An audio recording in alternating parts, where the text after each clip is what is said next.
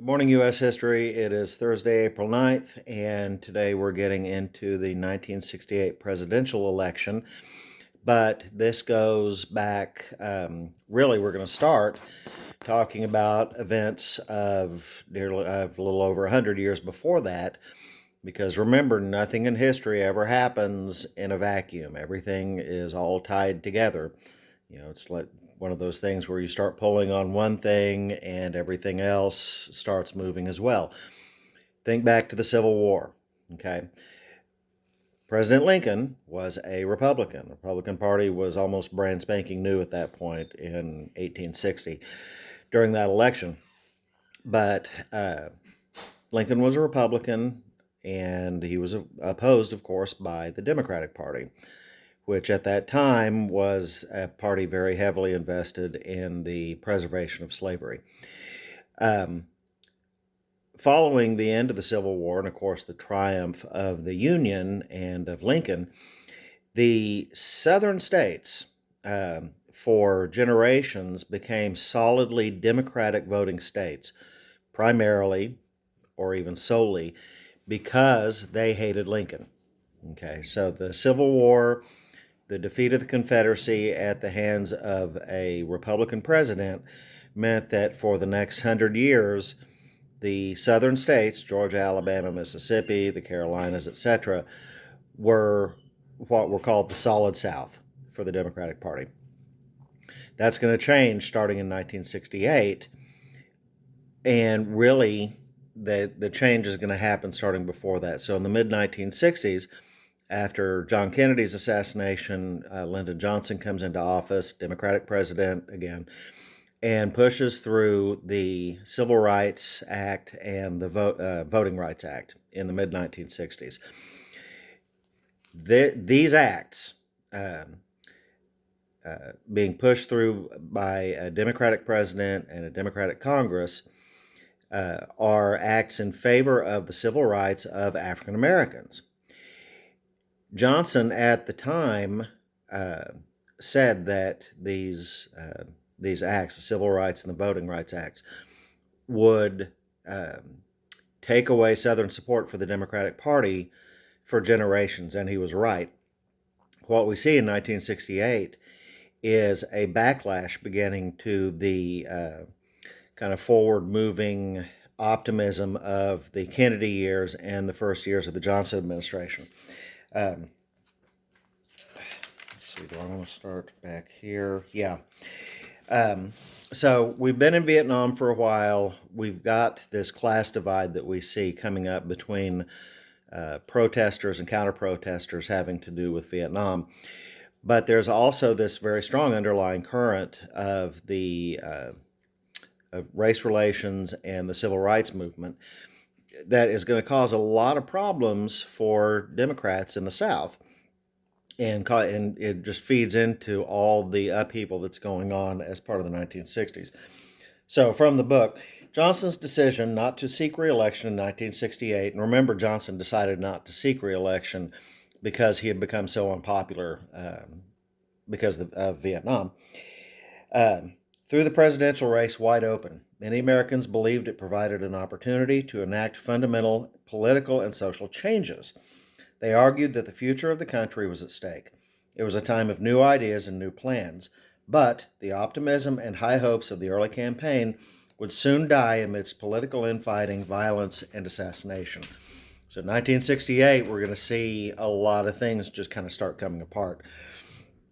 In the spring and summer of the campaign season, bullets struck down two Americans who spoke out eloquently for peace in Vietnam and peaceful change in American society.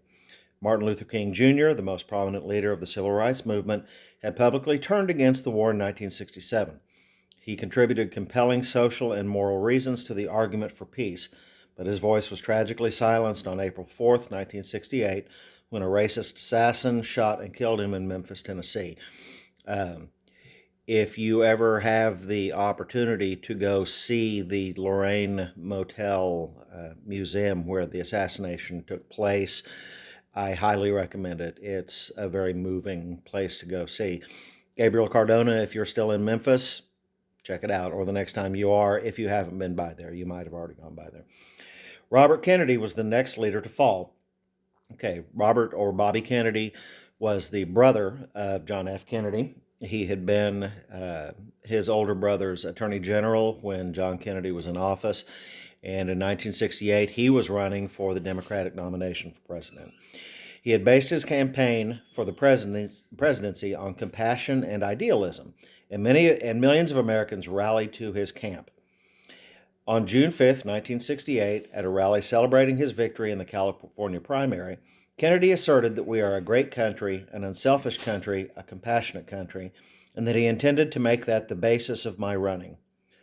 Minutes later, a Palestinian immigrant named Sirhan Sirhan shot Kennedy in the head, killing him instantly.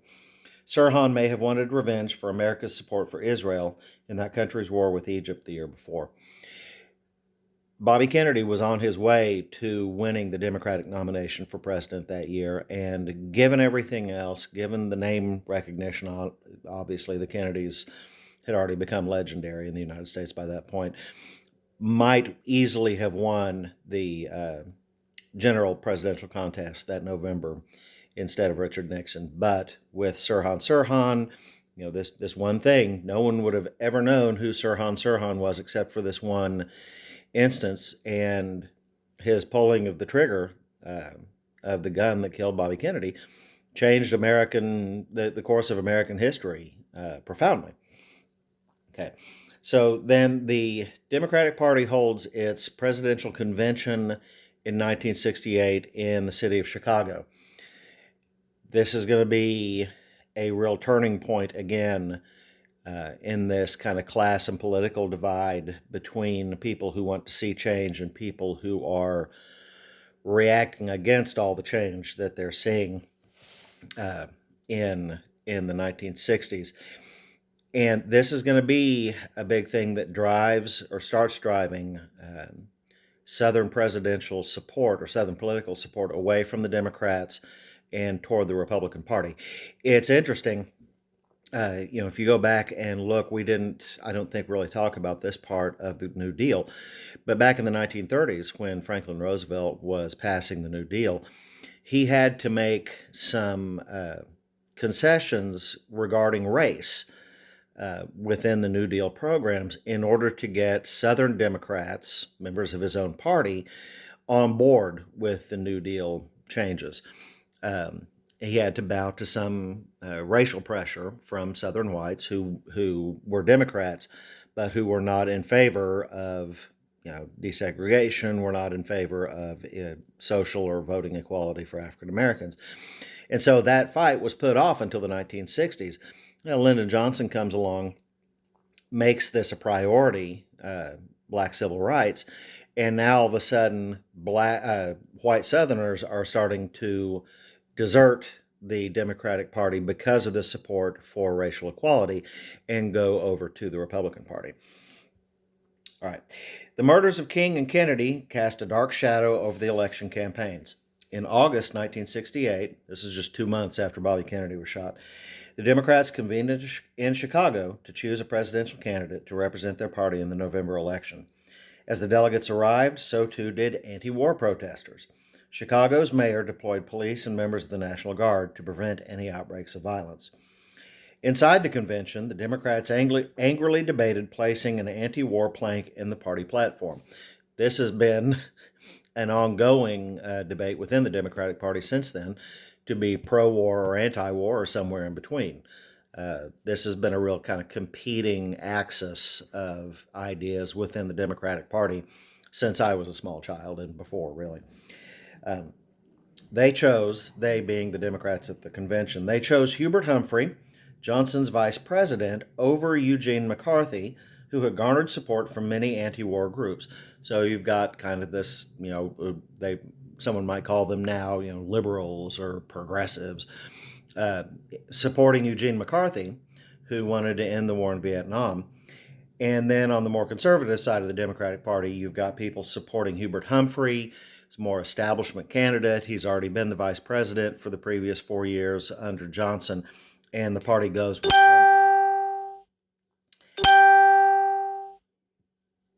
Sorry about all that. Okay. As the delegates cast their votes, violence erupted outside the convention between police and protesters. After police beat activists with nightsticks, some protesters retaliated by throwing rocks and bottles at the onrushing tide of police.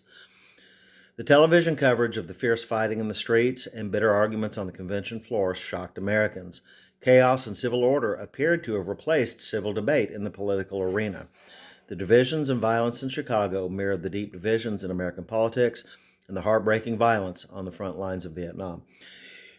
So Democrats go to Chicago for their convention in August of 1968, and there's a great deal of violence, a great deal of angry talk back and forth between members of the same party. And white Americans begin to experience a backlash to all this, and what they want to see more than an end to the war or whatever is law and order.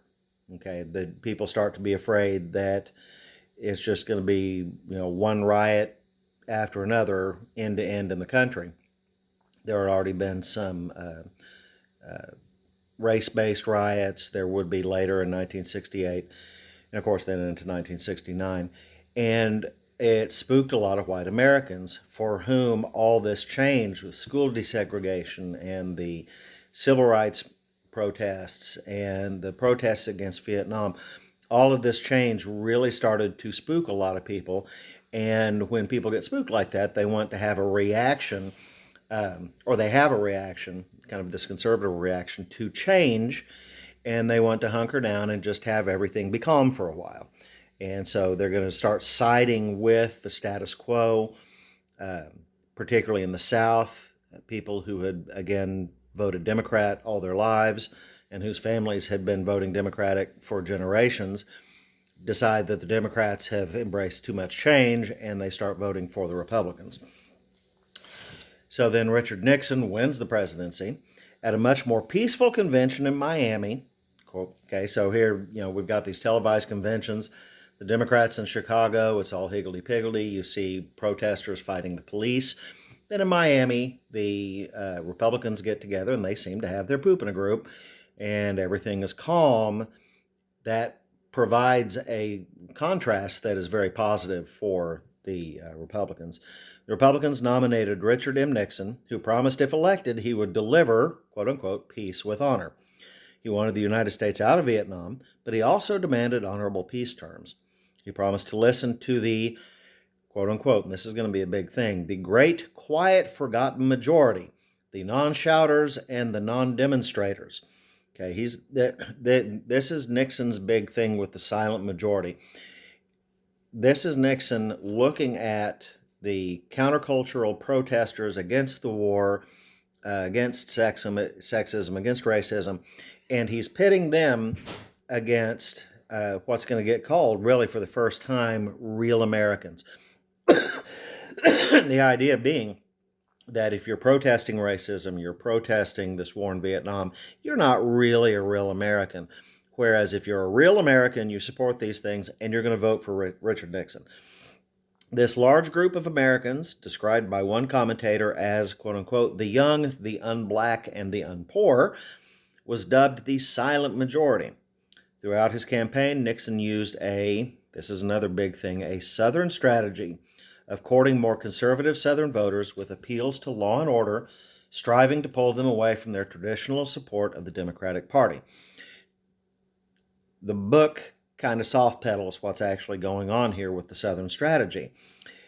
Appeals to law and order, what the book means actually by appeals to law and order is appeals to racism, because these traditionally Democratic Southern voters were voting primarily on the basis of, did someone support the upholding of an essentially white supremacist structure within the government, or did they support something that would have been considered, and was considered back then, very radical, which would be the idea of full civil rights for African Americans. As the Democrats began to turn toward supporting civil rights for African Americans, Nixon came in with what was called the Southern Strategy and started picking off these formerly Democratic voters and turning them Republican, using code language like law and order, but which was understood in the South to mean opposition to full equal rights for African Americans. Okay, it all boils down to race, as with almost everything else really in American history. Here's something else. Alabama Governor George Wallace also ran for the presidency on a third-party ticket. George Wallace was an out-and-out racist. Okay, he was the governor of Alabama, absolutely a white supremacist.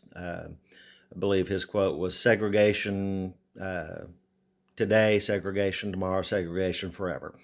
He was absolutely a segregationist. And for him, neither of the main political parties was, to be quite frank, racist enough for his liking. So he's going to run on a third-party ticket. A lifelong Democrat prior to his entry into the race, Wallace said that neither of the traditional political parties represented Southern voters who were unsettled by the cultural and social changes in the country.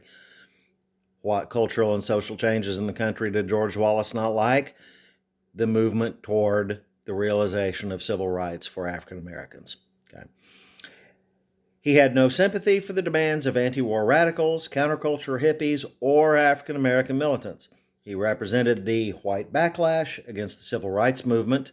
Never underestimate that. We're still experiencing that in a lot of places today. It's white backlash against, now it's against the presidency of Barack Obama in a lot of places. Not to say that all criticism of President Obama is unwarranted or has to do with racism, but a lot of it does have to do with it. And it's the same thing that we saw in the late 60s. He represented the white backlash against the civil rights movement and the desire to press forward to victory in Vietnam. The combination of Nixon's Southern strategy and Wallace's third-party candidacy siphoned traditionally Democratic votes away from Humphrey. In a close election, Nixon captured victory by winning 43.6% of the popular vote and 301 electoral votes. Humphrey received 42.5% of the electoral votes and Wallace 13.6%. And if you look here, let's see if I can show this to you. The electoral map for 1968, if you look at that green part, that's southern states that were won by George Wallace, and they're all deep South states: Arkansas, Louisiana, Mississippi, Alabama, and Georgia. These were all states that George Wallace took using a pretty blatant strategy of upholding racism in the South. So anyway, that's it for today. We will be getting on Zoom, of course, for tomorrow. I'll send the links, or not the links, but the codes to do that a little bit later today. I hope everyone's well, and let me know if you have any problems today. Bye-bye.